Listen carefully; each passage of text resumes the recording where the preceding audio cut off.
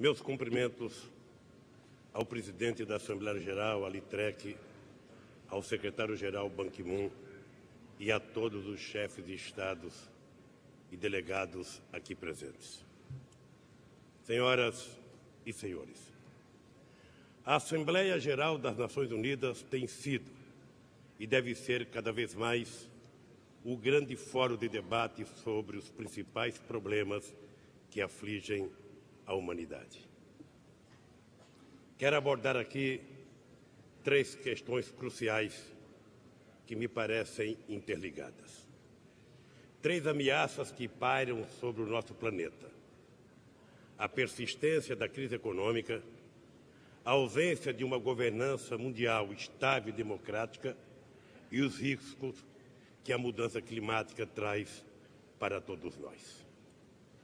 Senhor Presidente, há exatamente um ano, no limiar da crise que se abateu sobre a economia mundial, afirmei desta tribuna que seria um grave erro, uma omissão histórica imperdoável, cuidarmos apenas das consequências da crise sem enfrentarmos as suas causas. Mais do que a crise dos grandes bancos, essa é a crise dos grandes dogmas. O que caiu por terra foi toda uma concepção econômica, política e social tida como inquestionável. O que faliu foi um insensato modelo de pensamento e de ação que subjugou o mundo nas últimas décadas. Foi a doutrina absurda de que os mercados podiam autorregular-se, dispensando qualquer intervenção do Estado, considerado por muitos um mero estorvo. Foi a tese da liberdade absoluta para o capital financeiro, sem regras nem transparência, acima dos povos e das instituições. Foi a apologia perversa do Estado mínimo, atrofiado, fragilizado, incapaz de promover o desenvolvimento e de combater a pobreza e as desigualdades. A demonização das políticas sociais, a obsessão de precarizar o trabalho, a mercantilização irresponsável dos serviços públicos. A verdadeira raiz da crise foi o confisco de grande parte da soberania popular e nacional dos Estados e dos governos democráticos por circuitos autônomos de riqueza e de poder. Afirmei que era chegada a hora da política. Disse que governantes e não tecnocratas arrogantes deveriam assumir a responsabilidade de enfrentar a desordem mundial. O enfrentamento da crise e a correção de rumo da economia mundial não poderia ficar apenas a cargo dos de sempre. Os países desenvolvidos e os organismos multilaterais, onde eles eram hegemônicos, foram incapazes de prever a catástrofe que se iniciava e menos ainda de preveni-la. Os efeitos da crise se espalharam por todo o mundo, golpeando inclusive e sobretudo aqueles que há anos vinham reconstruindo suas economias com enormes sacrifícios. Não é justo que o custo da aventura especulativa seja assumido pelos que nada têm a ver com ela, os trabalhadores e as nações pobres ou em desenvolvimento. Passado 12 meses, constatamos que houve alguns progressos, mas que persistem muitas indefinições. Ainda não há uma clara disposição para enfrentar, no âmbito multilateral, as graves distorções da economia global. O fato de ter sido evitado o colapso total do sistema parece ter provocado em alguns um perigoso conformismo. A maioria dos problemas de fundo não foi enfrentada. Há enormes resistências em adotar mecanismos efetivos de regulação dos mercados financeiros. Países ricos resistem em realizar reforma nos organismos multilaterais, como o FMI e o Banco Mundial. É incompreensível a paralisia da rodada de Doha, cujo acordo beneficiará, sobretudo, as nações mais pobres do mundo. Há sinais inquietantes de recaídas protecionistas. Pouco se avançou no combate aos paraísos fiscais. Mas muitos países não ficaram de braços cruzados. O Brasil, um dos últimos, felizmente, a sentir os efeitos da crise, é hoje um dos primeiros a sair dela. Não fizemos nenhuma mágica. Simplesmente havíamos preservado nosso sistema financeiro do vírus da especulação. Havíamos reduzido nossa vulnerabilidade externa, passando da condição de devedores a de credores internacionais. Decidimos, junto com outros países, aportar recursos para que o FMI empreste dinheiro aos países mais pobres, sem os condicionamentos inaceitáveis do passado. Mas, sobretudo, desenvolvemos antes da crise e depois que ela eclodiu, políticas anticíclicas. Aprofundamos nossos programas sociais, especialmente os de transferência de renda. Aumentamos os salários acima da inflação. Estimulamos, por meio de medidas fiscais, o consumo para impedir que se detivesse a roda da economia. Já saímos da breve recessão. Nossa economia retomou seu ímpeto e anuncia um 2010 promissor. As exportações recuperam o seu vigor. O emprego se recompõe de forma extraordinária. O equilíbrio macroeconômico foi preservado, sem afetar as conquistas populares. O que o Brasil e outros países demonstraram é que também nos momentos de crise precisamos realizar audaciosos programas sociais e de desenvolvimento. Mas não tenho a ilusão de que poderemos resolver nossos problemas sozinhos, apenas no espaço nacional. A economia mundial é interdependente. Estamos todos obrigados a atuar além de nossas fronteiras. Por isso, é imprescindível refundar a ordem econômica mundial. Nas reuniões do G20 e nos muitos encontros que mantive com líderes mundiais, tenho insistido sobre a necessidade de irrigar a economia mundial com importantes créditos. Tenho defendido a regulação financeira, a generalização de políticas anticíclicas, o fim do protecionismo, o combate aos paraísos fiscais. Com a mesma determinação, meu país propõe uma autêntica reforma dos organismos financeiros multilaterais. Os países pobres e em desenvolvimento têm de aumentar sua participação na direção do FMI e do Banco Mundial.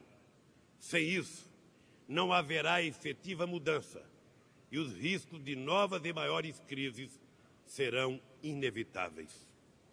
Somente organismos mais representativos e democráticos terão condições de enfrentar complexos problemas como os do reordenamento do sistema monetário internacional. Não é possível que, passados 65 anos, o mundo continue a ser regido pelas mesmas normas e valores dominantes quando da Conferência de Bretton Woods. Não é possível que as Nações Unidas e seu Conselho de Segurança sejam regidos pelos mesmos parâmetros que se seguiram à Segunda Guerra Mundial. Vivemos um período de transição no âmbito internacional. Caminhamos em direção ao mundo multilateral, mas também multipolar, seguindo as experiências de integração regional, como ocorre na América do Sul com a Constituição da Unasul. Esse mundo multipolar não será conflitante com as Nações Unidas. Ao contrário, poderá ser um fator de revitalização da ONU. De uma ONU com autoridade política e moral para solucionar os conflitos do Oriente Médio, garantindo a coexistência de um Estado palestino com o Estado de Israel. De uma ONU que enfrenta o terrorismo sem estigmatizar etnias e religiões, mas atacando suas causas profundas e promovendo o diálogo de civilizações. De uma ONU que assuma ajuda efetiva a países como Haiti, que buscam reconstruir sua economia e seu tecido social, depois de haver recuperado a estabilidade política. De uma ONU que se comprometa com o renascimento africano que hoje assistimos. De uma ONU capaz de adotar políticas eficientes de preservação e ampliação dos direitos humanos. De uma ONU que possa avançar no caminho do desarmamento, estabelecendo um real equilíbrio entre este e a não proliferação.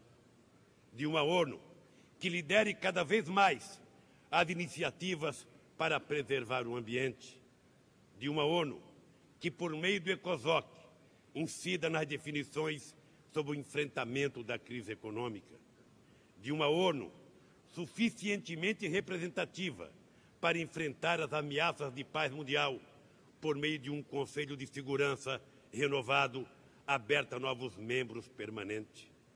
Senhor Presidente, não somos voluntaristas, mas sem vontade política não se pode enfrentar e corrigir situações que conspiram contra a paz, o desenvolvimento e a democracia.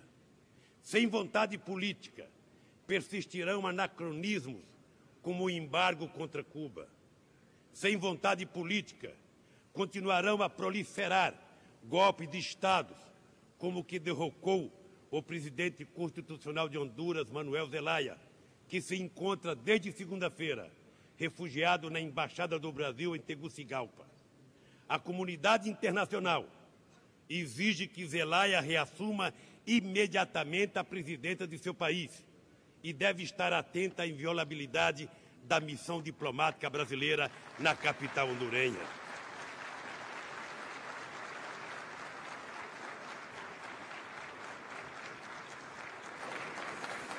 Sem vontade política, por fim, crescerão as ameaças hoje representadas pela mudança climática no mundo. Todos os países devem empenhar-se em realizar ações para reverter o aquecimento global. Preocupa-nos a resistência dos países desenvolvidos em assumir sua parte na resolução das questões referentes à mudança do clima. Eles não podem lançar sobre os ombros dos países pobres em desenvolvimento responsabilidades que lhes são exclusivas. O Brasil está cumprindo a sua parte. Vamos chegar a Copenhague com alternativas e compromissos precisos. Aprovamos um plano de mudanças climáticas que prevê a redução de 80% do desmatamento da Amazônia até 2020. Diminuiremos 4,8 bilhões de toneladas de emissão de CO2, o que representa mais do que a soma dos compromissos de todos os países desenvolvidos juntos. Em 2009, já podemos apresentar o menor desmatamento dos últimos 20 anos. A matriz energética brasileira é das mais limpas do planeta. 45% da energia consumida no país é renovável. No resto do mundo, apenas 12% é renovável, enquanto que nos países da OCDE, essa proporção não supera a 5%. 80% de nossa eletricidade provém igualmente de fontes renováveis. 25% de etanol está misturado à gasolina que consomem os nossos veículos. Mais de 80% dos carros produzidos no país têm motor flex, o que permite a utilização indiscriminada de gasolina ou de álcool. O etanol brasileiro e os demais biocombustíveis são produzidos em condições cada vez mais adequadas, sobretudo a partir do zoneamento agroecológico que acabamos de implantar, mandando para o Congresso Nacional. Proibimos a cana-de-açúcar e as usinas de etanol em áreas de vegetação nativa. A decisão vale para toda a Amazônia e nossos principais biomas. O plantio da cana-de-açúcar não ocupa mais do que 2% de nossas terras agricultáveis. Distinto de outros biocombustíveis, ele não afeta nossa segurança alimentar nem compromete o equilíbrio ambiental. Empresários, trabalhadores e governo firmaram um importante compromisso para assegurar o trabalho decente para os canaviais brasileiros. Todas essas preocupações fazem parte da política energética de um país autossuficiente em petróleo e que acaba de descobrir grandes reservas que nos colocarão na vanguarda da produção de combustíveis fósseis. Mas o Brasil não renunciará à agenda ambiental para ser apenas um gigante do petróleo. Queremos consolidar nossa condição de potência mundial da energia verde. Por outro lado, deve-se exigir dos países desenvolvidos metas de redução de emissões muito mais expressivas do que as atuais, que representam mera fração do que é recomendado pelo painel intergovernamental para a mudança de clima. Causa-nos também profunda preocupação a insuficiência dos recursos até agora anunciados para as necessárias inovações tecnológicas que preservarão o ambiente nos países em desenvolvimento. A resolução desses e outros impasses só ocorre se as ameaças ligadas à mudança climática forem enfrentadas a partir da compreensão de que temos responsabilidades comuns, mas diferenciadas. Senhor Presidente, os temas que estão no centro de nossas preocupações, a crise financeira, a nova governança mundial e a mudança de clima, têm um forte denominador comum. Ele aponta para a necessidade de construir uma nova ordem internacional sustentável, multilateral, menos assimétrica, livre de hegemonismos e dotada de instituições democráticas. Esse mundo novo é um imperativo político e moral. Não basta remover os escombros do modelo que fracassou. É preciso completar o parto do futuro. É a única forma de reparar tantas injustiças e de prevenir novas tragédias coletivas. Muito obrigado.